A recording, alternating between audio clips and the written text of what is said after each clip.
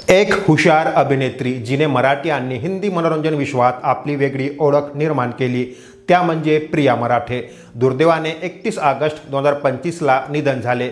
वयाच्या 38व्या वर्षी कर्करोगाशी 2 वर्षाची झुंज अखेर अपयशी ठरली। मीरा रोड मुंबई येथे राहत्या घरी पहाटे 4 वाजता त्यांनी अखेरचा श्वास घेतला। त्यांच्या निधनाने संपूर्ण इंडस्ट्री आणि चाहत्यामध्ये शोककळा पसरली। आजच्या या व्हिडिओत आपण त्यांचे बालपण, संपूर्ण करिअर, वैयक्तिक जीवन आणि कर्करोगाशी लढाईबद्दल जाणून घेऊया। नमस्कार, मी पंकज आणि आपण बघता बोल भाई। प्रिया मराठे यांचा जन्म 23 एप्रिल 1987 रोजी ठाणे येथे एका मध्यमवर्गीय मराठी कुटुंबात झाला। त्यांची आई योगा शिक्षिका होत्या। बालपणापासूनच प्रिया अभिनयाकडे आकर्षित होत्या। ठाणे आणि मुंबईतच त्यांचे शालेय आणि महाविद्यालयीन शिक्षण पूर्ण झाले। घरातून अभिनयाला प्रोत्साहन मिळाले नाही, पण त्यांच्या आईच्या योगा क्लासेसमुळे त्यांना शिस्त आणि सकारात्मकता शिकवली गेली। बालपणात त्यांना स्टेज परफॉर्मन्स आणि नाटकामध्ये भाग घेण्याची आवड होती। शिक्षण पूर्ण झाल्यानंतर अभिनय क्षेत्रात पाऊल टाकण्यापूर्वी त्यांनी 3 महिने कॉल सेंटरमध्ये काम केले। हे त्यांच्या जीवनातील पहिले छोटेसे आव्हान होते, ज्यातून त्यांना आर्थिक स्वातंत्र्य आणि मेहनतीची जाणीव झाली। प्रिया मराठे यांचा अभिनयातील प्रवेश सोपा नव्हता।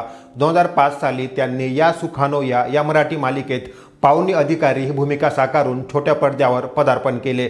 त्याआधी 4 दिवस सासूचे यासारख्या मालिकांमध्ये छोट्या भूमिका साकारल्या होत्या। मुंबईत राहून ऑडिशन्स देणे, नकार मिळणे हे संघर्ष त्यांनी अनुभवले। कॉल सेंटरचे काम सोडून पूर्णवेळ अभिनयाकडे वळणे हे त्यांचे मोठे धाडस होते। 2008 साली हिंदीमध्ये कसम से मालिकेत विद्या बाली ही भूमिका मिळाली, जी त्यांच्या कारकिर्दीतील टर्निंग पॉइंट ठरली। नकारात्मक आणि सकारात्मक या भूमिका साकारताना त्यांना स्वतःला सिद्ध करण्यासाठी खूप मेहनत घ्यावी लागली। स्टँडअप कॉमेडीमध्ये सुद्धा त्यांनी आपला हात आजमावला, ज्यात कॉमेडी सर्कस सारख्या शोमध्ये त्यांनी भाग घेतला। हे संघर्ष त्यांना अधिक मजबूत बनवले। प्रिया मराठे यांचे करिअर खूप वैशिष्ट्यपूर्ण होते। मराठी मालिकांमध्ये या सुखानो या 4 दिवस सासूचे, तू तिथे मी इथे, तुझेच मी गीत गात आहे सारख्या हिट मालिकांमध्ये त्यांनी काम केले। हिंदीमध्ये पवित्र रिश्तामध्ये वर्षा भूमिका त्यांना प्रसिद्धी मिळवून दिली, ज्यात त्यांनी सपोर्टिंग आणि नकारात्मक दोन्ही भूमिका साकारल्या।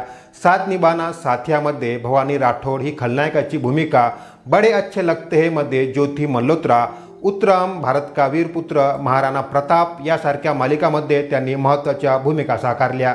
चित्रपटामध्ये हमसे जीना सीख लिया, विघ्नहर्ता, महागणपती, किरण कुलकर्णी वर्सेस किरण कुलकर्णी, ती आणि इतर यासारख्या मराठी चित्रपटात त्यांनी महत्त्वाच्या भूमिका साकारल्या। नाटकामध्ये कोण म्हणता टका दिला, ए परफेक्ट मर्डर, तिला काही सांगायचं यासारख्या नाटकामध्ये त्यांनी काम केलं। स्टँडअप कॉमेडियन म्हणूनही त्या ओळखल्या जात होत्या।